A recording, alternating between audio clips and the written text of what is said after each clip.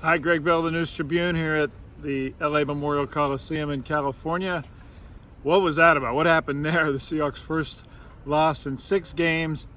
Well, the things that got them on the 5-game winning streak disappeared tonight. First, the running game. Rashaad Penny left after 5 plays because he sprained his ACL, anterior cruciate ligament, in his left knee on a catch and run on a screen pass 16 yards. He got hit by Cooper Kupp in the left knee and then landed awkwardly. His knee almost buckled. Went straight to the sidelines. The doctors looked at him at the bench. He was leaning back and forth in pain, and he went into the observation tent. Then he went on a long walk into the locker room. Chris Carson, one of the last players to talk to him. Pete Carroll after the game said a sprained ACL in the knee, but the way the Seahawks players were talking, his teammates were talking after the game, it sounded much more serious than that. They talked about praying for Penny, the road that he has, the long road of rehab ahead of him. Carson said he spoke to him. He was the last one, as I said, to speak to Penny on his way off the field. He told me keep his head up and that every player goes through adversity. He himself, Carson, broke his leg in his rookie season after 4 games, and to stick with it. And it sounded a lot more long-term than a mere sprain for Penny, and perhaps out for the rest of the year. We'll learn more about that this coming week. But that is not good for the Seahawks offense that had Penny and Carson emerging as, of course, a 1-2 duo threat. Career game 2 games ago for Penny, 74 yards for him with a 100-yard game against the Vikings for Carson 6 days earlier. Then tonight it was all on Carson in the run game. Seahawks ended up getting over 100 yards combined in running, but 28 of those by Russell Wilson scrambling around, trying to get after the Rams, get away from the Rams pass rush that got him 5 times for sacks, 10 times for quarterback hits. Dwayne Brown said, look, if we don't run the ball effectively, we're in trouble, and trying to keep him protected. That's basically paraphrasing what Brown said. He said the running game has been a staple of this team all year, really 2 years, back the last season, to enable Wilson to have time to throw. And tonight, the Rams just came after Russell Wilson. Corner blitzes, had a cornerback with 2 sacks, a linebacker with 2 sacks. It's often how Wade Phillips does it, and it's how he did it again tonight on the Seahawks offense. But defensively is where the Seahawks lost this game in the first half. A 21-3 boat race by the second quarter.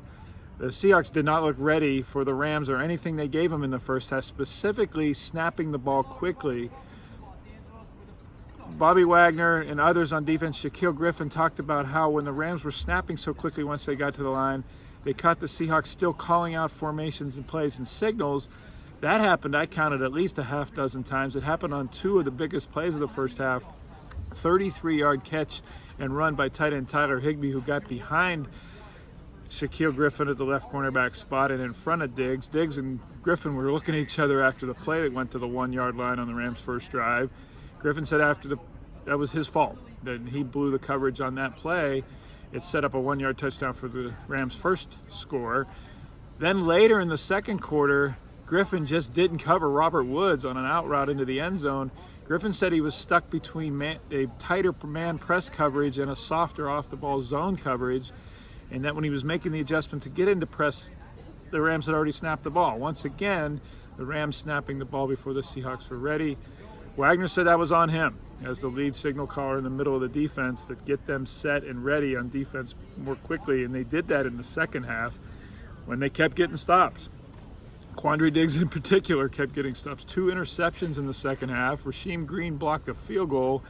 This is how many points the Seahawks got on offense off of those turnovers and changes for the Seahawks by their defense.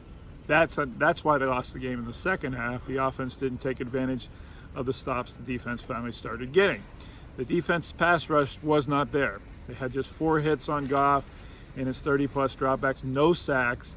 Ziggy Ansah was inactive for the game for the 4th time this year. He was injured and out, this time a neck stinger injury, which may or may not be related to his surgically repaired shoulder. Jadeveon Clowney was a non-factor in the pass rush. They tried Shaquem Griffin, they tried Rasheem Green, they tried L.J. Collier, and it went for nothing because the Rams established Todd Gurley early. We ended up having 23 carries for 78 yards, and he had 38 more yards in pass game for an 100-plus yard combined night for Gurley.